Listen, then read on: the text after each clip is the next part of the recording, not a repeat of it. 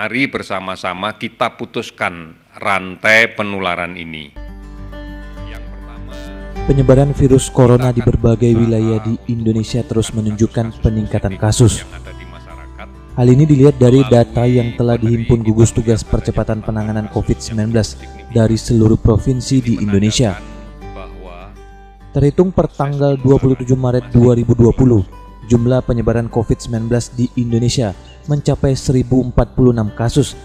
Dari jumlah tersebut, sedikitnya 87 orang telah dinyatakan meninggal. Guna memutus rantai penyebaran virus corona tersebut, berbagai upaya dan cara terus dilakukan pemerintah. Namun demikian, dukungan masyarakat juga menjadi penentu utama untuk memutus penyebaran, seperti disiplin menjaga kebersihan diri dan lingkungan, menjaga jarak aman, mengenakan pengaman seperti masker saat berada di luar rumah, serta tetap menjaga daya tahan tubuh dengan mengkonsumsi makanan bergizi dan istirahat yang cukup. Berikut beberapa langkah yang dapat dilakukan untuk memutus rantai penularan virus corona yang disampaikan juru bicara pemerintah penanganan COVID-19, Ahmad Yuryanto. Yang kedua, yang lebih penting lagi adalah bahwa anjuran pemerintah untuk menjaga jarak pada kontak sosial di tengah masyarakat harus dipatuhi. Karena pada jarak yang sangat dekat, kurang dari 1,5 meter, ini memberikan peluang yang besar untuk terjadinya penularan dari orang yang positif, sakit, dan kemudian di dalam tubuhnya ada virus, melalui percikan ludah yang kita sebut dengan droplet pada saat yang sakit ini batuk, pada saat yang sakit ini bersin, dan kemudian mengenai orang lain yang sehat. Artinya kontak dekat masih terjadi. Kemudian yang kedua, bisa saja terjadi kontak tidak langsung, misalnya percikan itu mengenai barang-barang yang sering digunakan bersama. Di dalam kendaraan angkutan massal misalnya adalah pegangan pada saat berdiri, kemudian pintu, gagang pintu pada saat kita keluar masuk, kemudian riling tangga pada saat kita akan pindah dari satu tempat yang lebih tinggi atau lebih rendah dan sebaliknya.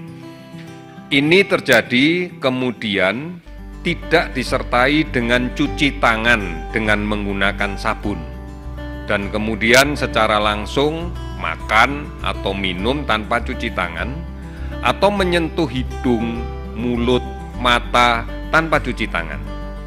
Inilah yang menjadi bukti bahwa kasus ini masih terus akan menular di tengah masyarakat kita. Oleh karena itu, saya minta kembali lagi, mari kita patuhi bersama tentang kontak dekat. Hindari kontak dekat. Oleh karena itu, jaga jarak pada saat melaksanakan komunikasi sosial dengan siapapun, baik itu di rumah maupun di luar rumah. Yang menjadi keprihatinan kita sekarang adalah masih banyaknya masyarakat yang tidak memperhatikan hal ini. Pada kelompok usia muda dengan daya tahan tubuh yang baik, infeksi itu bisa saja terjadi dan tidak menimbulkan keluhan apapun, atau mungkin menimbulkan keluhan yang ringan sekali. Misalnya hanya merasa demam tidak terlalu tinggi, mungkin batuk pilek biasa, yang seringkali dimaknai bahwa ini bukan sakit, ini biasa saja. Sehingga tanpa disadari, kondisi tubuh yang penuh dengan virus ini, dia sebarkan kemana-mana, melalui kontak dekat dengan orang lain di luar rumah, atau kontak dekat dengan saudara-saudaranya di rumah.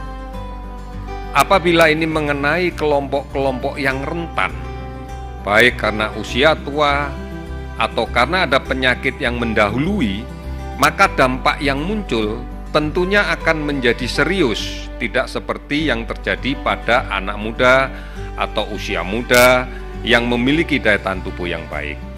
Inilah yang kemudian menyebabkan menjadi sakit dengan gambaran sakit sedang sampai dengan sakit berat yang harus dirawat di rumah sakit. Oleh karena itu sekali lagi, mari kita sama-sama memiliki kesepahaman untuk melindungi yang sakit. Kita lindungi yang sakit agar dia bisa melakukan isolasi diri dengan baik, agar dia tidak menularkan kepada orang lain, agar dia tidak kontak dekat dengan orang lain, dan agar dia tetap di rumah. Yang kedua, mari kita juga melindungi yang sehat.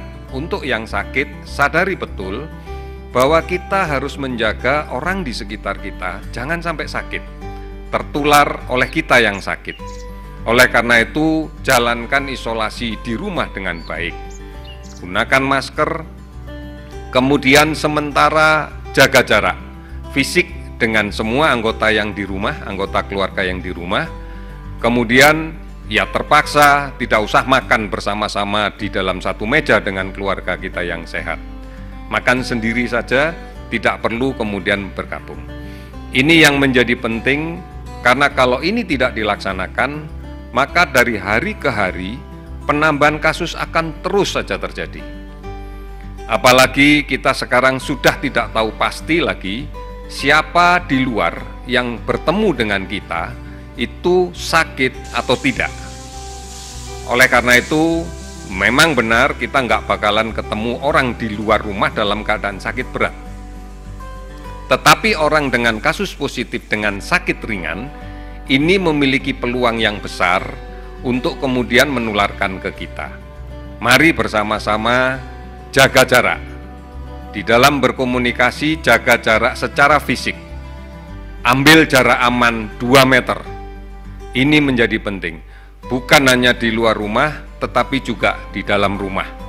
Ini menjadi sesuatu yang penting. Kita bisa membayangkan apabila dalam satu rumah ada 6 orang penghuni, 5 sudah disiplin tidak keluar rumah. Tapi 1 yang sering keluar rumah dan kebetulan kondisi fisiknya bagus, terinfeksi di luar dan kemudian membawa virus ke rumah, maka tidak aman untuk penghuni yang lain manakala kemudian jarak tidak kita atur lebih dari 2 meter. Ini yang menjadi penting dan kemudian disertai dengan kebiasaan mencuci tangan untuk yang masih sehat tidak dilakukan. Inilah yang menjadi sumber-sumber penularan dan inilah yang kemudian memberikan gambaran bahwa dari hari ke hari kasus yang kita hadapi semakin besar. Isolasi diri di rumah itu menjadi penting. Bukan berarti berada di rumah mengabaikan jarak. Tetap harus menjaga jarak. Kemudian sadari betul bahwa kita yang berasal dari luar rumah dan masuk ke rumah memiliki peluang untuk membawa virus ini. Oleh karena itu, pola hidup bersih, sehat menjadi kunci di dalam kaitan penanganan COVID-19. Tidak perlu mencari sesuatu yang sulit, karena secara ilmiah sudah dibuktikan bahwa virus ini sangat-sangat rentan dan mudah hancur manakala terkena sabun, terkena deterjen. Oleh karena itu, tidak ada alasan karena tidak punya hand sanitizer kemudian tidak mencuci tangan. Tidak ada alasan karena tidak mudah mencari hand sanitizer maka tidak mencuci tangan. Cuci tanganlah pakai sabun. Setiap hari pasti ada dan tidak sulit untuk mencari sabun. Ini menjadi penting. Isolasi diri di rumah juga dimaknai membatasi jarak dengan anggota keluarga. Pakai masker sepanjang berada di rumah. Jika memungkinkan, gunakan satu kamar sendiri jika memungkinkan. Apabila tidak memungkinkan, ya bukan hanya kamar, mungkin tempat tidur pun juga dipisah. Kemudian sementara tidak makan bersama-sama dalam satu meja dengan keluarga lain yang sehat. Kemudian tidak menggunakan alat makan, alat minum bersama-sama. Dan mengkonsumsi gizi yang baik serta protein serta vitamin yang cukup. Manakala di antara saudara-saudara ada yang sudah melaksanakan rapid test dan hasilnya negatif, jangan memaknai bahwa Anda bebas dari penyakit ini. Karena beberapa kasus negatif sebenarnya adalah kasus yang sudah terinfeksi tetapi masih kurang dari 7 hari. Sehingga antibodi belum terbentuk, maka pada saat pemeriksaan bisa memberikan kesan gambaran negatif. Sebenarnya virusnya sedang berproses. Karena kita bisa mendapatkan antibodi itu pada umumnya setelah hari ke-7. Oleh karena itu, seharusnya dilakukan pemeriksaan ulang pada 7 hari kemudian dari pemeriksaan yang pertama. Manakala kemudian dalam pemeriksaan 7 hari kemudian juga masih negatif, maka saat ini bisa dikatakan Anda, saudara, sedang tidak terinfeksi, tapi bukan berarti kebal. Anda belum terinfeksi dan sangat-sangat mungkin bisa terinfeksi manakala kontak dekat dengan kasus positif tetap dilakukan. Tidak memperhatikan jaga jarak. Ini pasti akan memberikan dampak yang besar. Oleh karena itu, kita harus mewaspadai betul bahwa rapid test tidak memberikan jaminan bahwa kita tidak akan pernah sakit. Pahami ini dengan tujuan adalah meyakinkan kita rapid test sebagai isyarat bagi kita untuk lebih berhati-hati lagi. Bukan kemudian untuk meyakinkan bahwa saya tidak sakit dan tidak akan sakit. Ini menjadi penting. Terkait dengan konteks menjaga jarak, kemudian rajin cuci tangan, kemudian pemeriksaan rapid test yang belum tentu bahwa itu dimaknai tidak sakit, maka sebaiknya berhati-hatilah. Tidak perlu meninggalkan rumah, tidak perlu bepergian yang jauh, tidak perlu kemudian bepergian bersama keluarga menuju ke tempat lain yang jauh. Resiko akan sangat besar terkait dengan hal itu. Apalagi kemudian harus pergi ke kampung dengan keluarga yang cukup banyak di dalam satu mobil yang berdesak-desakan, dalam satu alat angkut yang berdesak-desakan. Ini memberikan resiko yang berlipat ganda. Oleh karena itu bijak di dalam kaitan dengan merencanakan apabila nantinya akan mudik. Kami menyarankan hati-hati, sebisa-bisanya ditunda sampai dengan kondisi ini menjadi jauh lebih baik. Ini menjadi perhatian pemerintah karena kita tidak menginginkan penambahan kasus ini menjadi semakin tinggi dan penularan di tengah masyarakat juga semakin banyak. Harapan kami inilah yang harus dilakukan di dalam kaitan mengantisipasi beberapa kegiatan ke depan. Tetap tinggal di rumah bukan berarti tidak produktif. Silahkan melakukan pekerjaan dari rumah, belajar dari rumah, dan beribadah di rumah. Rajin cuci tangan menjadi kunci. Oleh karena itu, saudara sekalian, ini cara yang paling tepat untuk memutus rantai penularan dari penyakit ini. Kalau ini bisa kita lakukan bersama-sama, di mana semua orang berusaha saling melindungi. Yang sakit melindungi yang sehat agar tidak tertular oleh penyakitnya, yang sehat melindungi yang sakit agar tidak keluar dari rumah dan melakukan kegiatan yang tidak perlu di luar rumah.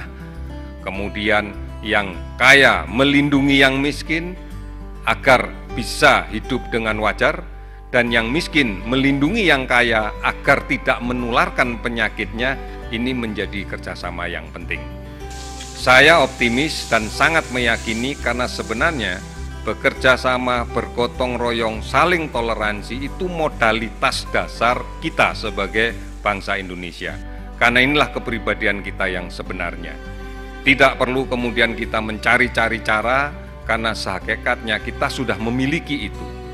Bertoleransilah dengan tetangga kita, saling mengingatkan ini menjadi sesuatu yang penting. Saling membantu ini menjadi tulang punggung dari upaya untuk mengendalikan penyakit ini.